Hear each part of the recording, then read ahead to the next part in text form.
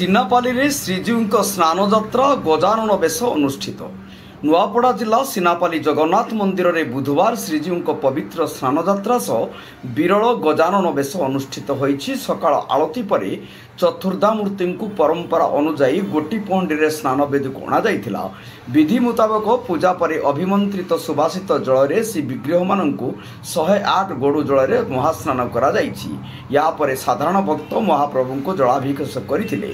अपराह्न रे परंपरा अनुजाई श्रीजीव गजानन बेश अनुष्ठित होइतिला। संध्यार श्रीजीव मानकु अणसर घरे विजय करा जाइथिबा बेले आसंता नेत्रोत्सव जाई सेठारे गुप्त सेवानीति कराजिबो बोली मंदिर कमिटी तरफ सूचना दिया जाइछि। महास्नान और गजानन बेश देखिबाकू आज सकाळू मंदिर रे श्रद्धालुंक भिड़ परिलक्षित होइतिला। नुआपड़ा जिल्लारू परमेश्वर मेहेरेंको रिपोर्ट, जनता एक्सप्रेस।